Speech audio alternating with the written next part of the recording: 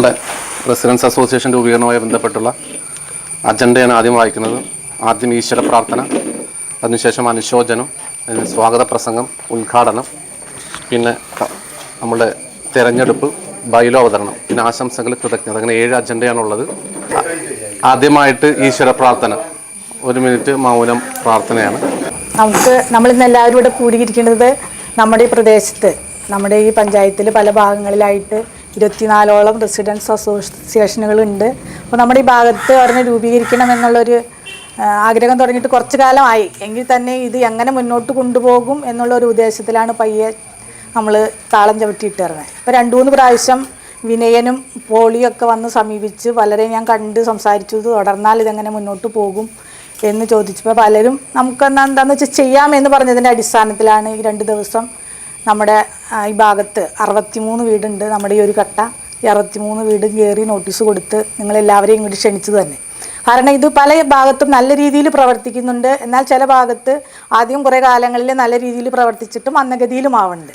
നമ്മളെന്തായാലും തുടങ്ങുകയാണെങ്കിൽ തന്നെ അത് നല്ല രീതിയിൽ കക്ഷി രാഷ്ട്രീയ മത ജാതി മതത്തിന് അതീതമായിക്കൊണ്ട് നമ്മളെല്ലാവരും ഒറ്റക്കെട്ടായിട്ട് രാഷ്ട്രീയം എന്നൊരു കാര്യം ഇതിൽ കലർത്തിയാൽ അതോടുകൂടി നഷ്ടപ്പെടും.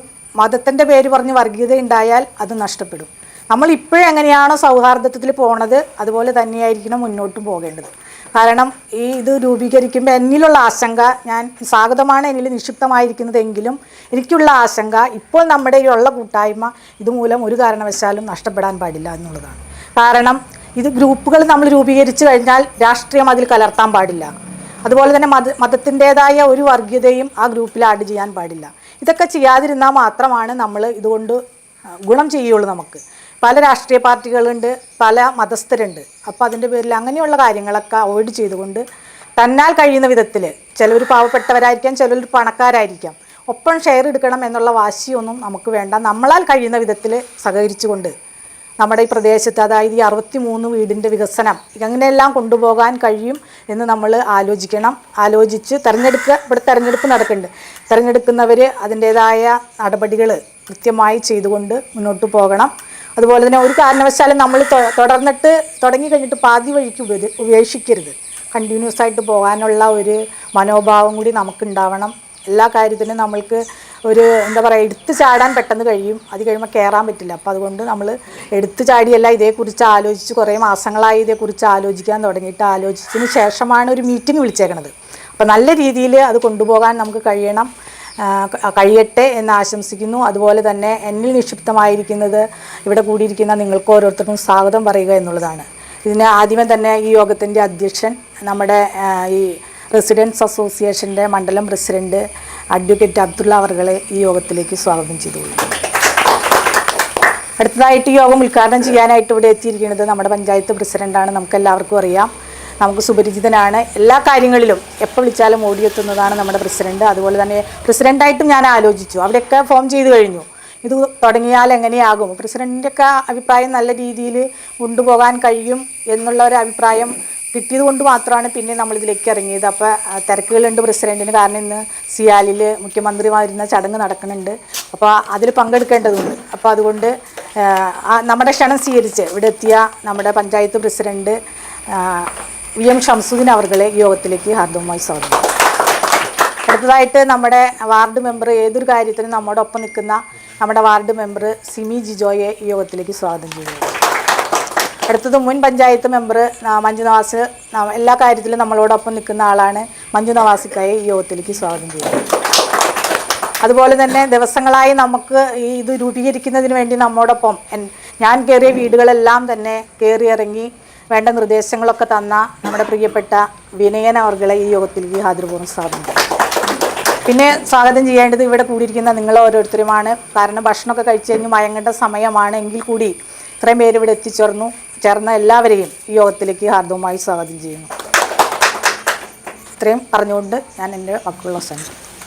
നമ്മൾ ഈ അസോസിയേഷൻ എന്നുള്ളത് എഡ്രാക്ക് എന്നാണ് അതിൻ്റെ ശരിക്കുള്ള പേര്. Ernakulam district residence association apex council. അതിന് സംസ്ഥാന കമ്മിറ്റിയുണ്ട്, ജില്ലാ കമ്മിറ്റിയുണ്ട്, പിന്നെ മേഖലാ കമ്മിറ്റി, റെസിഡൻസ് അസോസിയേഷൻ. അങ്ങനെ 4 ഘട്ടമാണുള്ളത്. ഏറ്റവും താഴത്ത് റെസിഡൻസ് അസോസിയേഷൻ, അതിൻ്റെ മേഖലയിൽ മേഖലാ കമ്മിറ്റി, അതിൻ്റെ മുകളിൽ ജില്ലാ കമ്മിറ്റി, അതിൻ്റെ മുകളിൽ സംസ്ഥാന കമ്മിറ്റി.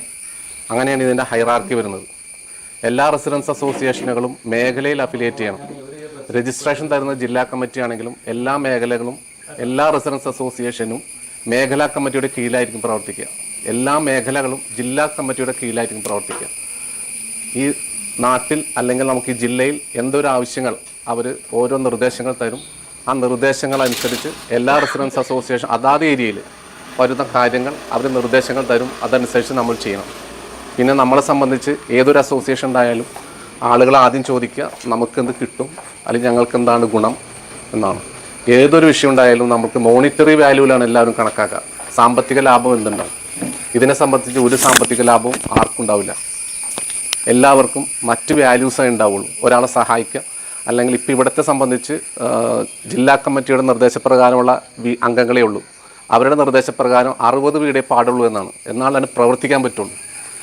പക്ഷേ ഇവിടെ എല്ലാ അസോസിയേഷനും നമ്മൾക്കതിന് തിരിക്കാൻ സാധിക്കാത്തതുകൊണ്ട് 100-120 വരെ വന്നിട്ടുണ്ട്. കൊണ്ടോട്ടിയിലെ ഒരു അസോസിയേഷൻ നേരത്തെ ഉള്ളതാണ്. അത് 190 വീടുണ്ട്. അതിനുശേഷം തിരിയാറുള്ളൂ. ഇപ്പോൾ കഴിയുണ്ടാവും. പക്ഷെ എന്നാലും അത് പ്രവർത്തിക്കാൻ ഭയങ്കര ബുദ്ധിമുട്ടാണ്. അവിടെ ഒന്നും പ്രവർത്തനം നടക്കുന്നേ ഇല്ല. ഈ ആളുകളെല്ലാം കൂട്ടി യോജിപ്പിച്ച് നടക്കാൻ വളരെ ബുദ്ധിമുട്ടാണ്. അപ്പോൾ അതുകൊണ്ട് ഇത് പറയുന്ന 60 വീടാണ്. മാക്സിമം 100 വീട് വരെ പോവാം. ആ വീടുകളിൽ നിന്ന് നമ്മുടെ കാര്യങ്ങളെല്ലാം ചെയ്യാം. നമ്മൾക്കിതിനെല്ലാം എല്ലാ ആളുകൾക്കും സബ്സ്ക്രിപ്ഷൻ ഉണ്ടാവും ഇയർലി. അത് ഇവിടുത്തെ അസോസിയേഷൻ തീരുമാനിക്കാം. നമ്മുടെ പ്രവർത്തനത്തിനുള്ള എല്ലാ ക്യാഷും അങ്ങനെയാണ് നമ്മൾ കണ്ടെത്തുന്നത്. ഓരോ വീട്ടിൽ നിന്നും മാസവരി ഉണ്ടാവും, രജിസ്ട്രേഷൻ ഫീസ് ഉണ്ടാവും. ഇതെല്ലാം നമുക്ക് കളക്ട് ചെയ്താലേ നമുക്ക് പ്രവർത്തിക്കാൻ പറ്റുള്ളൂ. പിന്നെ ഒരു അസോസിയേഷനെ സംബന്ധിച്ച് നമ്മൾ പഴയ പോലെയല്ല, ഇത് NGO ആണ്. ഇതിന് സർക്കാരിൻ്റെ സ്റ്റാറ്റ്യൂട്ടറി പദവി വരാൻ പോവുകയാണ്. അതിൻ്റെ കരട് ബില്ല് നിയമസഭയിൽ വെച്ച് പാസ്സാക്കി കഴിഞ്ഞു ഓൾറെഡി. ഇനി ഫൈനൽ ബില്ല് വരാനേ. അപ്പോൾ ഇതിനെ സംബന്ധിച്ച് നമുക്ക് പല അസോസിയേഷനും രൂപീകരിച്ചതിൽ ഒന്നുമില്ല, ഒരു രേഖകളും ഇല്ല. പക്ഷെ ഇനിയിപ്പോൾ അത് പറ്റില്ല. എല്ലാത്തിനും റെസീറ്റുകൾ വേണം, വൗച്ചറുകൾ വേണം, സീല് വേണം, ലെറ്റർ പാഡ് വേണം, പിന്നെ ഒരു ബാങ്ക് അക്കൗണ്ട് വേണം. ഇതെല്ലാം പ്രോപ്പറായിട്ടേ പോകാൻ സാധിക്കുകയുള്ളൂ നമുക്ക്. അതുപോലെ തന്നെ വരവ് ചിലവ് കണക്കുകൾ അത് കൃത്യമായിരിക്കണം. കണക്കിനും വരവിനും ചിലവിലും ഒന്നും വ്യത്യാസമൊന്നും പാടില്ല. ഓഡിറ്റും ഒക്കെ കാര്യങ്ങളൊക്കെ വരും. അപ്പോൾ എല്ലാ കാര്യങ്ങളും സുതാര്യമായി മാത്രമേ ചെയ്യാൻ പറ്റുള്ളൂ. 1 രൂപ ആരെങ്കിലും വാങ്ങിച്ചാൽ അതിന് റെസീറ്റ് കൊടുക്കുക. നമ്മളിൽ നിന്ന് ഒരു ചിലവായാൽ അതിന് വൗച്ചറും പൊട്ട് വാങ്ങിക്കുക. ഇതിൻ്റെ കണക്ക് എല്ലാം മാർച്ച് 31 ക്ലോസ് ചെയ്യാൻ വേണം. April 1 to March 31 അതിൽ കണക്കുകളെല്ലാം ക്ലോസ് ചെയ്ത് അതിന് മുമ്പേ പൊതുയോഗം വിളിച്ച് ഇതെല്ലാം അംഗീകരിക്കുകയും ചെയ്യണം. മാർച്ച് 31 മുമ്പ് പൊതുയോഗം കൂടിയിരിക്കണം. ഇനി പല സ്ഥലത്തും ചെയ്യുന്ന ചില സ്ഥലത്ത് സംഭവിച്ചില്ല എന്ന് വരും. അപ്പോൾ മാർച്ച് 31 കണക്ക് ക്ലോസ് ചെയ്യും. ചിലപ്പോൾ ഏപ്രിലോ മെയിലോ നടത്തും. എന്നാലും ആ ഇയറിലെ മാർച്ച് 31 കണക്ക് ക്ലോസ് ചെയ്യേണ്ടി വരും. പിന്നെ എല്ലാ ആളുകളും ഞാൻ നേരത്തെ പറഞ്ഞ നമ്മളെല്ലാം നമ്മുടെ അവകാശങ്ങളെക്കുറിച്ച് മാത്രമേ പറയുള്ളൂ. എനിക്ക് ആ അവകാശമുണ്ട്, അത് കിട്ടാണ്ട് ഈ അവകാശം, നമ്മുടെ ബാധ്യതകളെക്കുറിച്ച് ആരും പറയാറില്ല. നമുക്ക് സമൂഹത്തോട് കുറേ ബാധ്യതകളുണ്ട്, അതിനെക്കുറിച്ച് ആരും ഒന്നും പറയില്ല. അപ്പോൾ നമ്മൾ ഇത്തരം ബാധ്യതകൾ സമൂഹത്തോട് ചെയ്യാൻ വേണ്ടിയിട്ടാണ് ഇത്തരം റെസിഡൻസ് അസോസിയേഷൻ രൂപീകരിക്കുന്നതാണ്. ഇപ്പോൾ നേരത്തെ പ്രസിഡന്റ് പറഞ്ഞ പോലെ ചെറുപ്പക്കാരായ ആളുകൾ ആരുമില്ല, അവരൊന്നും ഈ സമൂഹത്തിലൊക്കെ ജീവിക്കുന്നുണ്ട്. പക്ഷേ നമ്മുടെ നാടുമായി ബന്ധപ്പെട്ടോ നമ്മളുടെ മറ്റു വിഷയങ്ങളൊന്നും അവർ ഇടപെടാറേ ഇല്ല. പഴയ കാലത്തെ അപേക്ഷിച്ച് ഇപ്പോൾ ആരും ഒരു കുട്ടികൾ പോലും ഗ്രൗണ്ടിൽ കളിക്കാൻ പോകാറ് പോലുമില്ല. വീട്ടിൽ തന്നെ ഇരുന്ന് അവരുടേതായ കാര്യങ്ങൾ ചെയ്യും. അവരുടെ അവർ പഠിക്കാൻ പോകുന്ന കാലത്ത് തന്നെ അവിടുത്തെ കാര്യങ്ങൾ നോക്കും. എന്നാൽ ഈ നാടുമായി ബന്ധപ്പെട്ടൊന്നും ചെയ്യാറില്ല. അപ്പോൾ ഇവരെയൊക്കെ ഏകോപിച്ച് കൊണ്ടുപോകാം, നാടിനൊരു നന്മ ചെയ്യുക, എല്ലാ ആളുകളും തമ്മിലൊരു ബന്ധം ഉണ്ടാക്കുക. നമ്മളിപ്പോൾ ഈ 60 വീടുകളെ സംബന്ധിച്ച് ഉണ്ടാക്കുന്ന ഏറ്റവും സുഖം നമുക്ക് ഈ വീട് ഈ A to Z കാര്യങ്ങൾ അറിയാൻ പറ്റും. ഇപ്പോൾ ഒരു വാർഡ് മെമ്പറെ സംബന്ധിച്ച് ഏകദേശം ഒരു വാർഡിൽ ഏകദേശം 1000-1200 വോട്ടുകളുണ്ടാവും, അല്ലെങ്കിൽ 300-400 വീടുകളുണ്ടാവും. അവർക്ക് എല്ലാ കാര്യവും ഒരു പക്ഷേ നോക്കാൻ സാധിച്ചെന്ന് വരില്ല. അത് അവരെ പറഞ്ഞിട്ട് കാര്യമില്ല. അവരുടെ കാര്യങ്ങൾ നോക്കണം, ഇത്ര ദിവസങ്ങളുള്ളൂ, ഇതെല്ലാം നോക്കണം. അപ്പോൾ അതുകൊണ്ട് ഒരു റെസിഡൻസ് അസോസിയേഷനിൽ നമുക്ക് 60-100 വീടുകളുണ്ടെങ്കിൽ നമുക്ക് അവിടെ കാര്യം കൃത്യമായിട്ട് അറിയാൻ പറ്റും. ഒരു വീട്ടിൽ എന്ത് നടക്കുന്നുണ്ട്, ആരൊക്കെയുണ്ട്, ഇതിനൊക്കെ രജിസ്റ്ററും സൂക്ഷിക്കണം കേട്ടോ. എല്ലാ വീടുകളെ സംബന്ധിച്ചുള്ള രജിസ്റ്റർ വേണം, അവർ എത്ര അംഗങ്ങളുണ്ടെന്ന് വേണം, അവരുടെ ബ്ലഡ് ഗ്രൂപ്പ് വേണം, എല്ലാ കാര്യങ്ങളും. ഇപ്പോൾ നമുക്കൊരു അത്യാവശ്യം വന്നാന്ന് ചോദിച്ചാൽ നമുക്കൊരു ആളെ കിട്ടും. നമ്മൾ പുറത്തൊന്നും അന്വേഷിച്ച് പോകണ്ട, എല്ലാ ആവശ്യത്തിനും ഇവിടെ തന്നെ ആളെ കിട്ടും. നമ്മുടെ ഈ അസോസിയേഷന് കീഴിൽ തന്നെ ആളെ കിട്ടും എന്താവശ്യത്തിനും. അപ്പോൾ അത്തരം കാര്യങ്ങളെല്ലാം നമ്മൾ വ്യക്തമായിട്ട് കൊണ്ടുപോകണം. അപ്പോൾ ഇതാണ് ഇതിനെക്കുറിച്ച് പറയാനുള്ളത്. ഇതിൻ്റെ അഫിലിയേഷനുമായി ബന്ധപ്പെട്ടുള്ള പേപ്പറുകളെല്ലാം കൊണ്ടുവന്നിട്ടുണ്ട്. അതിപ്പോൾ നിങ്ങൾ പിന്നെ ഒരു പേര് കണ്ടെത്തണം. ഒരു പേര് കണ്ടെത്തി ഏതാണെന്ന് വെച്ച് ചെയ്യണം. പിന്നെ തിരഞ്ഞെടുപ്പാണ്. നമുക്ക് ഒരു പ്രസിഡൻറ്റ്, ഒരു സെക്രട്ടറി, ഒരു ട്രഷറർ, ഒരു വൈസ് പ്രസിഡൻറ്റ്, ഒരു ജോയിൻറ്റ് സെക്രട്ടറി, പിന്നെ കമ്മിറ്റി അംഗങ്ങൾ. ഇവിടെ മാക്സിമം 60 പേരുള്ള സ്ഥിതിക്ക് 10 പേര് മതിയാവും. അത് ആ ഏരിയ അനുസരിച്ചെടുത്താൽ നിങ്ങൾക്ക് വർക്ക് ചെയ്യാൻ സുഖമായിരിക്കും.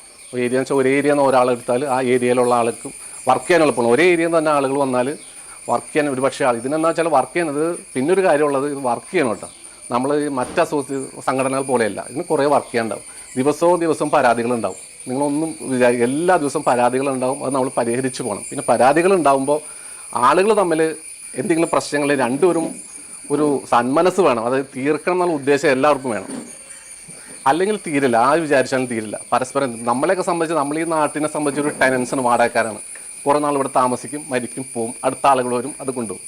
അപ്പോൾ അങ്ങനെ സംബന്ധിച്ച് എന്തെങ്കിലും പ്രശ്നങ്ങളോ വീട് തർക്കങ്ങളും മഴവെള്ളം വീഴ്ചയിലാണ് ഏറ്റവും കൂടുതൽ വരുന്നത്. അതൊക്കെ ഉണ്ടെങ്കിൽ പരസ്പരം എല്ലാവരും സഹകരിച്ചാൽ മാത്രമേ തീരുള്ളൂ. അല്ലെങ്കിൽ എല്ലാവരും പറയും റെസിഡൻസ് അസോസിയേഷൻ നിങ്ങൾ പരിഹരിക്കാൻ, രണ്ടുപേരും നമുക്ക് ഒരേപോലെ കാണാൻ പറ്റുള്ളൂ. എല്ലാം ഇവിടെയുള്ള അംഗങ്ങളായിരിക്കും. അപ്പോൾ അതുകൊണ്ട് എല്ലാവരുടെയും സഹകരണം ഇതിന് വേണം. അപ്പോൾ ഇവിടെ കൂടിയിരിക്കുന്ന മീറ്റിങ്ങിൻ്റെ അധ്യക്ഷപദം അലങ്കരിക്കുന്നത് നമ്മുടെ എഡ്രാക്കിൻ്റെ ശ്രീമൂലനഗരം മേഖല പ്രസിഡന്റ് അഡ്വക്കേറ്റ് ഉബൈദുള്ളയാണ്.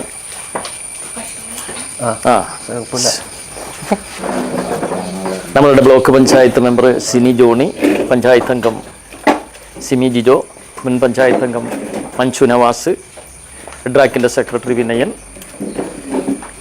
കൂടിയിരിക്കുന്ന മറ്റ് സുഹൃത്തുക്കൾ. ശ്രീമൂലനഗരം ഗ്രാമപഞ്ചായത്തിൻ്റെ പരിധിയിൽ ഇതിപ്പോൾ ഏതാണ്ട് 25ാമത് റെസിഡൻസ് അസോസിയേഷനാണ് ഇന്നിപ്പോൾ ഉടലെടുക്കുന്നത്. ഈ ഓരോ റെസിഡൻസിൻ്റെയും രൂപീകരണ സമയത്ത് നമ്മളെ സംബന്ധിച്ചിടത്തോളം ഒരു പ്രത്യേക സന്തോഷമാണ് നമുക്ക് ഉണ്ടാകുന്നത്. കാരണം മിക്കവാറും വാർഡുകളിൽ എല്ലാം തന്നെ ഇപ്പോൾ ഇങ്ങനെ ഈ റെസിഡൻസ് അസോസിയേഷൻ രൂപീകരണങ്ങൾ ഇങ്ങനെ നടന്നു വരിക. അപ്പോൾ അത് 1ാം വാർഡിൽ ഏതാണ്ട് മിക്കവാറും ഏരിയകൾ എല്ലാം തന്നെ കവർ ചെയ്തിട്ടുണ്ട്. ഇനിയിപ്പോൾ ചുരുക്കം ഏരിയയാണ് കവർ ചെയ്യാനുള്ളൂ.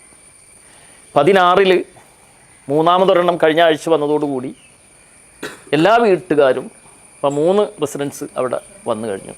അപ്പോൾ അതിൻ്റെ കീഴിൽ ആയിട്ടുണ്ട്. പിന്നെ ആ പ്രയാർ ഭാഗത്ത് നിസ്സാരം കുറച്ച് വീടുണ്ട്. 2ാം വാർഡിലും ഇപ്പോൾ 2 കഴിഞ്ഞ് 3ാമത്തേത് അല്ല പറഞ്ഞ പെരിയാർ ആദ്യം ഇല്ലേ, പെരിയാർ ആദ്യം ഉണ്ട്, അതിൽ 15 ഉണ്ട്, 2 ഉണ്ട്. അപ്പം ഞാൻ പറഞ്ഞു വന്നത് ഈ 2ാം വാർഡിൽ വരുന്ന വീട്ടുകാരിൽ ഭൂരിഭാഗം ആളുകളും അസോസിയേഷൻ്റെ കീഴിലേക്ക് വരാണ്. അപ്പോൾ അതുകൊണ്ട് പഞ്ചായത്തിനെ സംബന്ധിച്ചിടത്തോളം വളരെയധികം ഗുണം ചെയ്യുന്ന പ്രവർത്തനങ്ങളാണ് ഇതൊക്കെ. അപ്പോൾ ഇങ്ങനെ ഒരു അസോസിയേഷൻ രൂപീകരിക്കുന്നു എന്ന് പറയുമ്പോൾ തന്നെ ഞാൻ മാക്സിമം അതിന് എത്രത്തോളം പ്രോത്സാഹനം കൊടുക്കാൻ പറ്റുമോ അത് നമ്മൾ കൊടുക്കും. അത് എന്തുകൊണ്ടാണെന്ന് ചോദിച്ചാൽ നമ്മളുടെ പഞ്ചായത്തുമായിട്ട് ബന്ധപ്പെട്ട് ചെയ്യുന്ന പല പ്രവർത്തനങ്ങളും അത് ജനങ്ങളിലേക്ക് എത്തിക്കാനും, കാര്യം നമ്മളുടെ വാർഡ് മെമ്പർമാരുണ്ട്, ഞങ്ങൾ 16 വാർഡിലും മെമ്പർമാരുണ്ട് എങ്കിൽ കൂടി ഒരു മെമ്പറെ സംബന്ധിച്ചിടത്തോളം 500-ൽ താഴെ വരുന്ന വീട്ടുകാർ 400ഓളം വീട് എന്തായാലും ഉണ്ടാവും.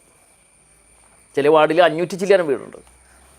അപ്പോൾ ഒരു വാർഡ് മെമ്പറെ സംബന്ധിച്ചിടത്തോളം ഈ വീടുകളിൽ എല്ലാം തന്നെ അവരുടെ പ്രവർത്തനങ്ങൾ കാര്യം എത്തായികയില്ല. എന്നാൽ കൂടി ഇതുപോലെ അസോസിയേഷൻ വരുമ്പോൾ എല്ലാ വീട്ടുകാരും തമ്മിൽ കൈകോർത്ത് പോകുന്നത് കൊണ്ട് അവരിലുള്ള വ്യക്തിപരമായ വിഷയങ്ങളും കുടുംബങ്ങൾ തമ്മിലുള്ള പ്രശ്നങ്ങളും എല്ലാം തന്നെ ചർച്ച ചെയ്യുന്നതിനും എന്തെങ്കിലും പ്രശ്നങ്ങളൊക്കെ ഉണ്ടെങ്കിൽ അത് പറഞ്ഞ് പരിഹരിക്കുന്നതിനും എല്ലാം ഉപകരിക്കുന്ന ഒരു സംഗതിയാണ്. ഇനി ഒഫീഷ്യലായിട്ട് എന്തെങ്കിലും കാര്യങ്ങളൊക്കെ നടക്കാനുണ്ട്, അങ്ങനെയാണെങ്കിലും ഈ പറയുന്ന വ്യക്തികൾക്കോ അല്ലെങ്കിൽ കുടുംബങ്ങൾക്കൊക്കെ ഈ പറയുന്നത് പോലെ പഞ്ചായത്തോ പഞ്ചായത്ത് മെമ്പർമാരോ പ്രസിഡൻറ്റോ ആരും ബന്ധപ്പെടാതെ തന്നെ അതാത് മേഖലകളിലുള്ള ഇതേപോലെ അസോസിയേഷൻസ് ബന്ധപ്പെട്ട് ഈ പ്രശ്നങ്ങളെല്ലാം പരിഹരിച്ച് മുന്നോട്ട് പോകുന്നുണ്ട്. അവരുടെ അണ്ടറിൽ ഒതുങ്ങാത്ത കാര്യങ്ങൾ, അവർ വിചാരിച്ചിട്ട് നടക്കാത്ത കാര്യങ്ങൾ അങ്ങനെ ഉണ്ടെങ്കിൽ ഈ പറയുന്നത് പോലെ പഞ്ചായത്ത് മെമ്പർമാരും പഞ്ചായത്ത് ഭരണസമിതിയും ഒക്കെ അതിൽ ബന്ധപ്പെടും. പിന്നെ ചില കേസുകളിൽ ഈ റെസിഡൻസ് അസോസിയേഷൻസിന് എന്താണ് ഒരു പവർ, ആളുകളോട് ഒരു കാര്യം പറയുമ്പോൾ അതിന് ആധികാരികത ഉണ്ടോ അല്ലെങ്കിൽ ഔദ്യോഗികത ഉണ്ടോ എന്നൊക്കെ ചില ആളുകൾക്ക് സംശയങ്ങളുണ്ട്. കാര്യം ശരിയാണ്, ഒരു പഞ്ചായത്തിനെ സംബന്ധിച്ചിടത്തോളം പറയുമ്പോൾ അസോസിയേഷനിൽ വർക്ക് ചെയ്യുന്ന ആളുകൾക്ക് കുറച്ച് പരിമിതികളുണ്ട്.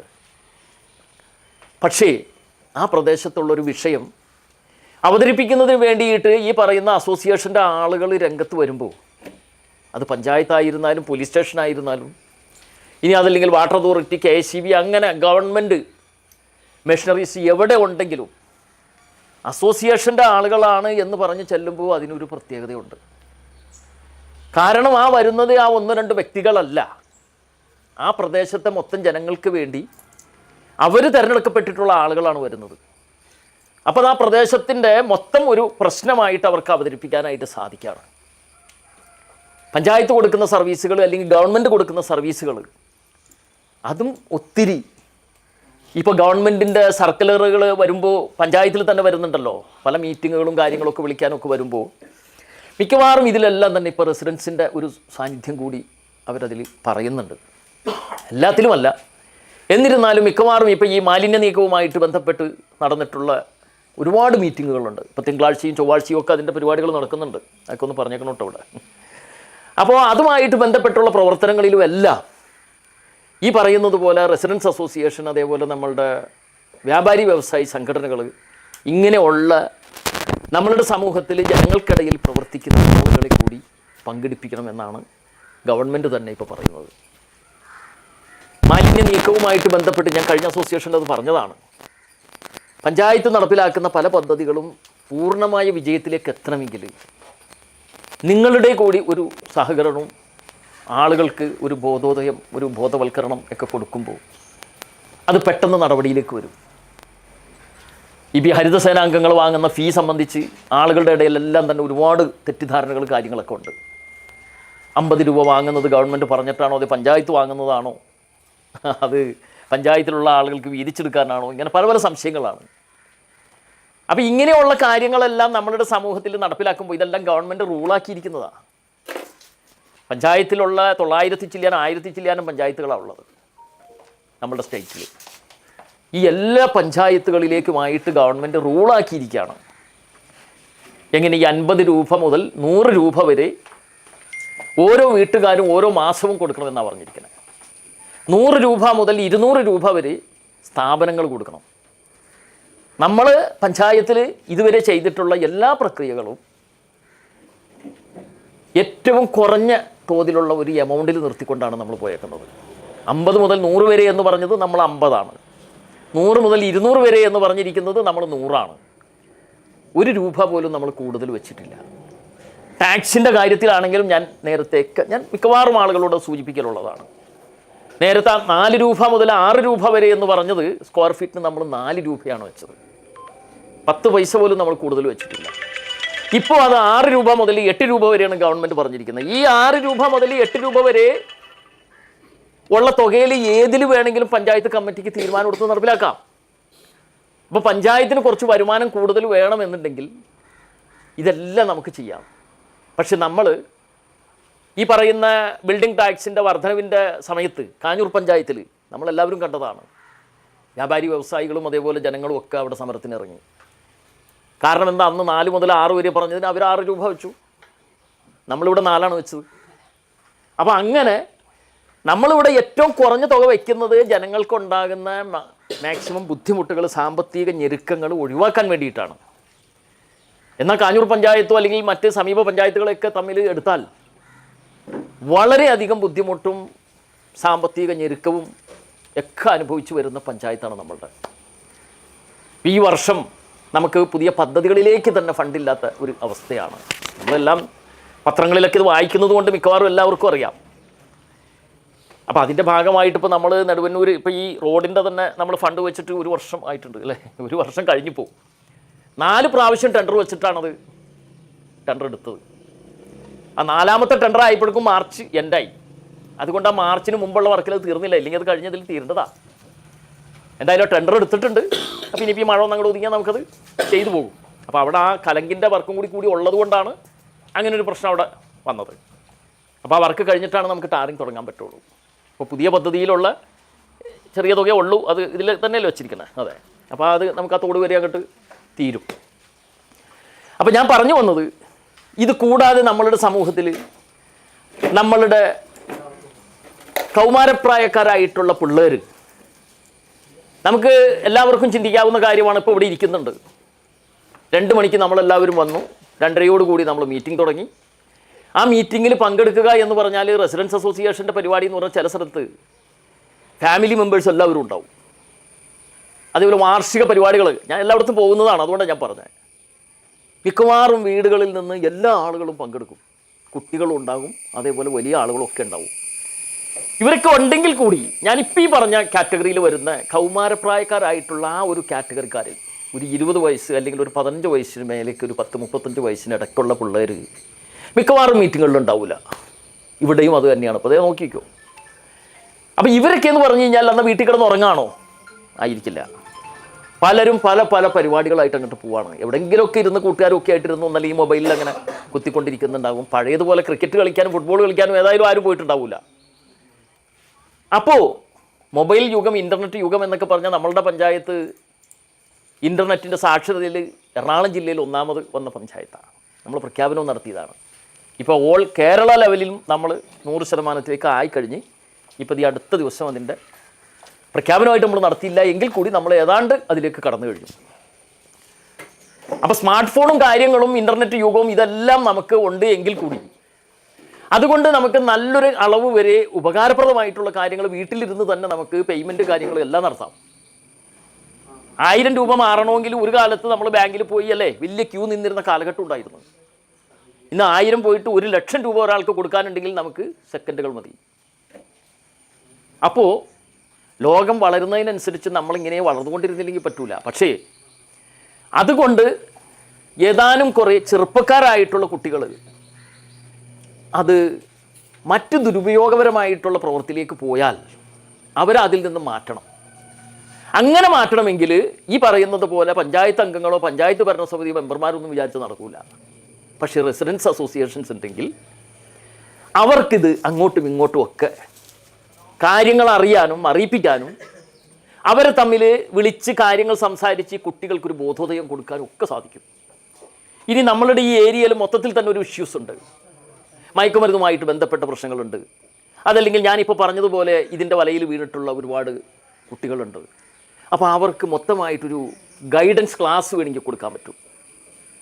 അതേപോലെ തന്നെ SSLC +2 ഒക്കെ കഴിഞ്ഞിട്ടുള്ള പിള്ളേർക്ക് അവരുടെ പാരൻസിനും ആ കുട്ടികളുടെ തുടർ പഠനങ്ങൾക്ക് വേണ്ടിയിട്ട് വേണമെങ്കിൽ ഒരു ഗൈഡൻസ് കൊടുക്കണം എന്ന് വെച്ചാൽ അതൊക്കെ ഏതാനും വീട്ടുകാർ മാത്രം വിചാരിച്ചാൽ ചിലപ്പോൾ നടപ്പിലാവില്ല. രാഷ്ട്രീയ പാർട്ടിക്കാർ വിചാരിച്ചാലും ചിലപ്പോൾ നടപ്പിലാവില്ല. കാരണം കുറേ പേരൊക്കെ മാറിയിരിക്കും. റെസിഡൻസ് അസോസിയേഷൻ ഉണ്ടെങ്കിൽ അവർക്കത് സുന്ദരമായിട്ട് നടത്താം. കാരണം ഇതിപ്പോൾ നമ്മുടെ പഞ്ചായത്തിൽ പല ഏരിയയിലും ഇപ്പോൾ നടന്നു വരുന്നുണ്ട്. മെഡിക്കൽ ക്യാമ്പുകൾ നടക്കുന്നുണ്ട്, ഐ ടെസ്റ്റിംഗ് ക്യാമ്പ് നടക്കുന്നുണ്ട്, ബ്ലഡ് ഗ്രൂപ്പ് ടെസ്റ്റിംഗ് ക്യാമ്പ് നടക്കുന്നുണ്ട്. ഇതെല്ലാം മിക്കവാറും നടത്തുന്നത് റെസിഡൻസ് അസോസിയേഷനാണ്. അപ്പോൾ അവിടെയെല്ലാം നമ്മൾ കാണുന്നത് നമ്മളിൽ തമ്മിലുള്ള ഒരു കൂട്ടായ്മ, ജാതി മതഭേദമന്യേ വർഗവ്യത്യാസം ഒന്നുമില്ലാതെ രാഷ്ട്രീയ ഭേദമന്യേ നമ്മളെല്ലാവരും കൂടി കൂടാണ്. അപ്പോൾ അങ്ങനെ വരുമ്പോൾ തന്നെ ആ കാര്യത്തിൽ നമ്മളുടെ ഏരിയയിൽ എന്തെങ്കിലും ഒരു ഇഷ്യൂസ് ഉണ്ടെങ്കിൽ ആരും തന്നെ അതിലൊരു രാഷ്ട്രീയ കാര്യമായിട്ട് അത് എടുക്കില്ല. എല്ലാവരും ഒറ്റക്കെട്ടായി നിന്നിട്ട് അപ്പം തന്നെ അതിന് വേണ്ടിയിട്ട് ശബ്ദിക്കാൻ രംഗത്ത് വരികയും ആ കാര്യങ്ങൾക്ക് നടപടി ഉണ്ടാക്കാനും സാധിക്കും. പഞ്ചായത്തിലും വരലുണ്ട്. പല പല ഏരിയകളിൽ നിന്നിട്ടുള്ള റെസിഡൻസിൻ്റെ ആളുകൾ ഭാരവാഹികളെല്ലാം വരലുണ്ട്. പഞ്ചായത്ത് തലത്തിൽ പ്രവർത്തിക്കുന്നത് ഇവരൊക്കെ മിക്കവാറും അവിടെ കാര്യങ്ങൾക്കൊക്കെ വരുന്നതാണ്. കൃഷിഭവനുമായിട്ട് ബന്ധപ്പെട്ടിട്ടുള്ള മിക്കവാറും പ്രവർത്തനങ്ങളിൽ ഇപ്പോൾ ഈ കഴിഞ്ഞ ദിവസം റെസിഡൻസ് അസോസിയേഷൻ്റെ കീഴിലാണ് നമ്മൾ പച്ചക്കറി തൈകൾ വിതരണത്തിന് വേണ്ടിയിട്ട് കഴിഞ്ഞ വർഷം പൂർണ്ണമായിട്ടും അങ്ങനെ ചെയ്ത ബ്ലോക്ക് പഞ്ചായത്തിൻ്റെ പദ്ധതി അങ്ങനെ ചെയ്താൽ ഈ വർഷവും നമ്മൾ ആ ഒരു ലെവലിൽ ചെയ്തു. അപ്പോൾ അങ്ങനെയൊക്കെ വരുമ്പോൾ ആളുകൾക്ക് കിട്ടുന്ന ഈ ഒരു ഉപകാരവും അവരുടെ ഒരു സർവീസും എന്ന് പറയുന്നത് നമ്മൾ ചെറുതായിട്ട് കണ്ടിട്ട് കാര്യമില്ല. അപ്പോൾ അസോസിയേഷൻ ഉണ്ടെങ്കിൽ ഏറ്റവും ഇതിലൊരു ഉപകാരപ്രദമായ സംഗതി എന്ന് പറഞ്ഞാൽ ഞാൻ നേരത്തെ പറഞ്ഞതുപോലെ നമുക്കിപ്പോൾ ഇവിടെ ഒരു 60-65ഓളം കുടുംബങ്ങളാണുള്ളത്. ചിലയിടത്തൊക്കെ അത് 100-120 വരെയൊക്കെ ഉണ്ട്. പിന്നെ നേരത്തെ ബ്ലോക്ക് മെമ്പർ പറഞ്ഞതുപോലെ ചില ഭാഗങ്ങളിൽ ഇത് തുടങ്ങിയിട്ട് പിന്നീട് ഒന്ന് നിർജീവമാകുന്ന അവസ്ഥ പറഞ്ഞു. പക്ഷെ ഇപ്പില്ല, ഒരു സമയത്തുണ്ടായി. കാരണം അവരുടെ എല്ലാം ഒരു പുനർരൂപീകരണം ആയിട്ട് ബന്ധപ്പെട്ട് ഇപ്പം ഞാൻ വന്നതിന് ശേഷം ഒരു 1-2 സ്ഥലത്തേ പോയി. അപ്പോൾ അവർക്കെല്ലാം തന്നെ ചില ആളുകൾ ആ പ്രളയം വന്നപ്പോൾ പതിയെ അവരുടെ പ്രവർത്തനങ്ങളൊന്നും മന്ദീഭവിച്ചു. പക്ഷേ ഇപ്പോൾ ഈ റെസിഡൻസ് അസോസിയേഷൻ്റെ പ്രാധാന്യം മനസ്സിലാക്കിക്കൊണ്ട് മിക്കവാറും ഏരിയയിലുള്ള ആളുകളെല്ലാം ഒന്നിച്ച് നിൽക്കുന്നു എന്ന് കണ്ടപ്പോൾ അങ്ങനെ പതിയെ പതിയെ മാറി നിന്ന ആളുകളെല്ലാവരും തന്നെ വീണ്ടും രംഗത്ത് വന്നിട്ടുണ്ട്. അത് ഞാനീ പറഞ്ഞതാണ് ഇതിൻ്റെ കാരണങ്ങൾ. അപ്പോൾ മിക്കവാറും ഈ പറയുന്ന ഉപകാരങ്ങളും സർവീസുകളും എല്ലാം കിട്ടുന്നു എന്നതിനേക്കാളെല്ലാം ഉപരിയായിട്ട് നമ്മളുടെ പ്രദേശത്ത് ഐക്യവും അഖണ്ഡതയും ഈ പറഞ്ഞ പോലെ സാമൂഹികപരമായിട്ടുള്ള പ്രവർത്തനങ്ങൾക്ക് രാഷ്ട്രീയ ഭേദമന്യേ എല്ലാവർക്കും നിൽക്കുവാൻ സാധിക്കുന്നു എന്നുള്ളതുമൊക്കെ വലിയൊരു സംഗതിയാണ്. അപ്പോൾ അതുകൊണ്ട് തന്നെ എന്തായാലും ഞാൻ ഇത് കൂടുതൽ നീട്ടിക്കൊണ്ട് പോകുന്നില്ല, കാരണം വേറെ പ്രോഗ്രാമുകളുണ്ട്, ഇനി സംസാരിക്കാനുണ്ട് ആളുകൾ.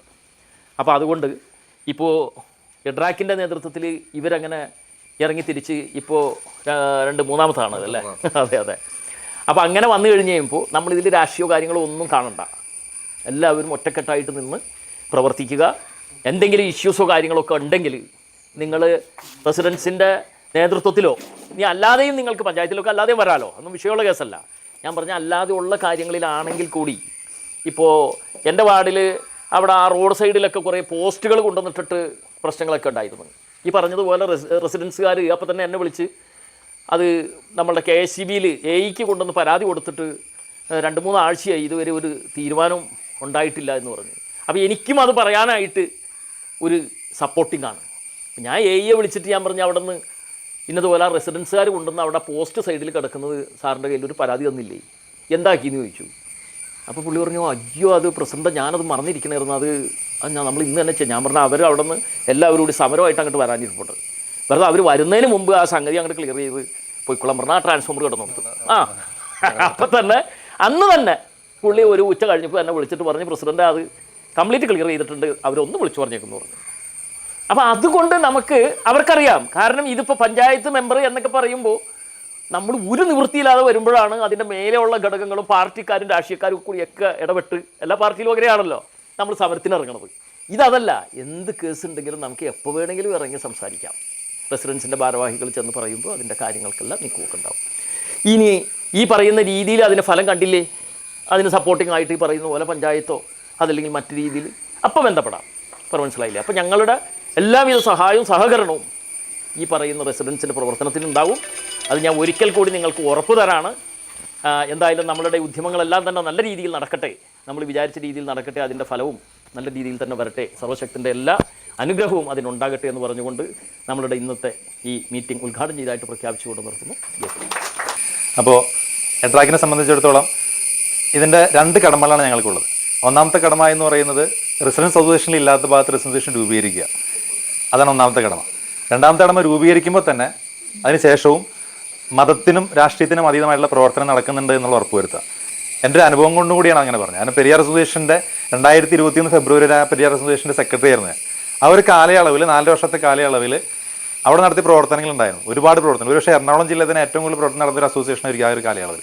അതിനെക്കുറിച്ചൊരു വീഡിയോ ഉണ്ടാക്കാൻ നോക്കിയിട്ട് ഇതുവരെയും തീർന്നിട്ടില്ല. അതിൽ ഏറ്റവും വലിയൊരു പ്രൊജക്റ്റായിരുന്നു CCTV camera project. 17 CCTV camera ഉള്ള ഒരു എറണാകുളം ജില്ലയിൽ തന്നെ ഏറ്റവും കൂടുതൽ CCTV ക്യാമറ ഉള്ള ഒരു ഏരിയയാണ്. അതിൽ അതിർത്തികൾ 3 ക്യാമറ ഇരിക്കുന്നതിൽ തന്നെ ഒരു ക്യാമറയുടെ വില 40,000 രൂപയാണ്. അത് വെക്കുന്നതിന് മുമ്പുള്ള അവസ്ഥ എന്തായിരുന്നു വെച്ചാൽ, വെക്കുന്നതിന് മുമ്പ് അവിടെ വേസ്റ്റ് ഡംപ് ചെയ്യാറുണ്ട്, ഏറ്റവും കൂടുതൽ വേസ്റ്റ് ഡംപ് ചെയ്യുന്ന ഏരിയ ആയിരുന്നു. പെൺകുട്ടികൾക്ക് ഒരു സ്കൂളിലേക്ക് പോകുന്ന പെൺകുട്ടികൾ അടക്കം പറഞ്ഞിട്ടുണ്ട് പെൺകുട്ടികൾക്കെതിരെ അതിക്രമമുള്ളൊരു ഏരിയ ആയിരുന്നു. പക്ഷെ അത് വെച്ചതിന് ശേഷം അവിടെ വേസ്റ്റ് ഇടുന്നില്ല, പെൺകുട്ടികൾക്കോ രാത്രിയെന്നോ പകലെന്നോ പേടിയിലാണ് നടക്കാൻ പറ്റുന്ന അവസ്ഥ വന്നു. അതൊരു റെസിഡൻസ് അസോസിയേഷന് സാധിച്ചു. അതെന്തുകൊണ്ട് സാധിച്ചതിൻ്റെ ഒറ്റ ഉത്തരവാണ്, അവിടെ അത് രൂപീകരിച്ച കമ്മിറ്റിയിൽ മുസ്ലിം ഉണ്ടായിരുന്നു, ക്രിസ്ത്യാനി ഉണ്ടായിരുന്നു, ഹിന്ദു ഉണ്ടായിരുന്നു. അതുകൊണ്ട് മാത്രമാണ് അത് വിജയിച്ചത്.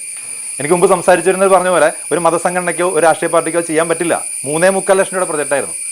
എല്ലാ പാർട്ടിക്കാരും എല്ലാ മതസ്ഥരും സഹായിച്ചുകൊണ്ട് അത് വിജയിച്ചത്. ഇപ്പോഴും അത് ഒറ്റക്കെട്ടായിട്ട് പോകുന്ന വെച്ചാൽ ആ കമ്മിറ്റിയിൽ ഇപ്പോഴും മഞ്ജുക്കും ഞാനും ആ കമ്മിറ്റിയിലുള്ള ആളാണ്. ഇപ്പോഴും അത് മുന്നോട്ട് പോകുന്നത് എന്താണെന്ന് വെച്ചാൽ മതത്തിൻ്റെ രാഷ്ട്രീയത്തിനുള്ള അതീതമായിട്ടുള്ള പ്രവർത്തനം മാത്രമേ ഉള്ളൂ. ഞങ്ങളുടെ വാട്സപ്പ് ഗ്രൂപ്പിൽ അടക്കം കൃത്യമായിട്ട് ഫോളോ ചെയ്ത് പോകുന്നുണ്ട്. ഒരു മത പോസ്റ്റോ ഒരു രാഷ്ട്രീയ പോസ്റ്റോ വരാതിരിക്കാൻ അങ്ങേറ്റം ശ്രദ്ധിച്ചു പോകണം ഞങ്ങൾ. അങ്ങനെ വന്നാൽ മാത്രമേ വിജയിക്കുള്ളൂ, അല്ലാതെ വന്നാൽ 8 നില പൊട്ടിപ്പോവും.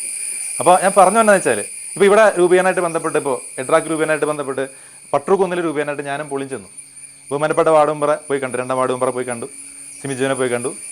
പൂർണ്ണ പിന്തുണ തരാമെന്ന് പറഞ്ഞു. അതിനുശേഷം പഞ്ചായത്ത് പ്രസിഡന്റ് ഷംസുദ്ദീൻ അവരെ കോൺടാക്ട് ചെയ്തു. അദ്ദേഹം പറഞ്ഞു, വിനയ പഞ്ചായത്തിൽ എവിടെ അസോസിയേഷൻ രൂപീകരിക്കണം നമ്മുടെ സപ്പോർട്ട് ഉണ്ടാവും എന്ന് പറഞ്ഞു. ഇതിൽ കൂടുതൽ വേണ്ടല്ലോ. അപ്പോൾ കോൺഗ്രസിൻ്റെ പ്രവർത്തകരാണ്. അതിനുശേഷം നമ്മൾ അവിടുത്തെ BJP പ്രവർത്തനമുള്ള സുബ്രഹ്മണ്യൻ അവരെ പോയി കണ്ടു. അദ്ദേഹം പറഞ്ഞു, ഇറങ്ങുന്നതിനോ രൂപീകരിക്കുന്ന എന്ത് കാര്യത്തിനും ഞാൻ വരാൻ തയ്യാറാണെന്ന് പറഞ്ഞു. അതിനുശേഷം അടുത്ത CPMൻ്റെ പ്രവർത്തനമുള്ള ജയൻചേട്ടനെ പോയി കണ്ടു. അദ്ദേഹം പറഞ്ഞു, നമ്മുടെ ഫുൾ സപ്പോർട്ട് ഉണ്ടാവും, എന്ത് കാര്യത്തിനും കൂടി ഉണ്ടെന്ന് പറഞ്ഞു. കോൺഗ്രസ്സുകാരെ പോയി കണ്ടു, കമ്മ്യൂണിസ്റ്റുകാരെ പോയി കണ്ടു, BJPക്കാരെ പോയി കണ്ടു. അതിൻ്റെ രൂപീകരണ സമയത്തും ഈ എല്ലാ പാർട്ടിക്കാരും ഉണ്ടായിരുന്നു. അവിടെയുള്ള എല്ലാ മതസ്ഥരെയും പ്രത്യേകം ഉൾപ്പെടുത്തി. ഇപ്പോൾ വൻ ശക്തിയായിട്ട് അവർ പോയിക്കൊണ്ടിരിക്കുകയാണ്, ഒരുപാട് പ്രൊജക്റ്റുകൾ ഉണ്ടാക്കുന്നത്. മേഖലാ കമ്മിറ്റിയിലേക്ക് ശ്രീമല എഡ്രാക്കിൻ്റെ മേഖലാ കമ്മിറ്റിയിലേക്ക് 3 പ്രവർത്തകർ ഇപ്പോൾ ഇവിടെ രൂപീകരിക്കുമ്പോഴാണെങ്കിലും 3 പേരെ ഇവിടെ നിന്ന് അങ്ങടേക്ക് കൊപ്റ്റ് ചെയ്യും. അപ്പോൾ ഞാൻ ജോജോനെ വിളിച്ച് പറഞ്ഞു, ജോജോ നിങ്ങൾ തരുന്ന കമ്മിറ്റിയിൽ നിങ്ങൾ 3 പേരെ പേര് തരണം. അതിൽ പട്ടർക്കും അതുപോലെ തന്നെ കടത്തറ രൂപീകരിക്കുന്ന സമയത്ത് അവിടെ സുനിൽ അതുപോലെ ജോഷി 2 പേരാണ് അതിന് മുൻകൈ എടുത്ത് ഇറങ്ങിയത്. ഈ 2 പേരോടും പറഞ്ഞ് നിങ്ങളൊരു പാനൽ ഉണ്ടാക്കുക. എല്ലാവരും ഉണ്ട്, എല്ലാ പാർട്ടിക്കാരും അല്ലെങ്കിൽ പാർട്ടിയുടെ അനുഭാവികൾ ഇതിലുണ്ട്. വൻ വിജയമായിട്ട് പോയിക്കൊണ്ടിരിക്കുക. ഞാൻ പറഞ്ഞതെന്ന് വെച്ചാൽ എനിക്ക് മുമ്പ് സംസാരിച്ചവരും പറഞ്ഞത് തന്നെയാണ്, ഇത് വിജയിക്കണമെങ്കിൽ രാഷ്ട്രീയത്തിനും മതത്തിനും അതീതമായുള്ള പ്രവർത്തനം ഉണ്ടായേ പറ്റുള്ളൂ. അപ്പോൾ നമ്മൾ ഇത് കൃത്യമായിട്ട് പാലിച്ചു പോവുകയാണ്, കൃത്യമായിട്ട് ശ്രദ്ധിച്ചു പോവുകയാണ്. ഒരു മതത്തിനും ഒരു രാഷ്ട്രീയത്തിനും യാതൊരു പ്രസക്തി ഇല്ലാതെ പോകുന്നുണ്ടെന്ന് ശ്രദ്ധിച്ചു പോകുന്നു. അപ്പോൾ എൻ്റെ കടമയിലേക്ക് കടക്കാണ്.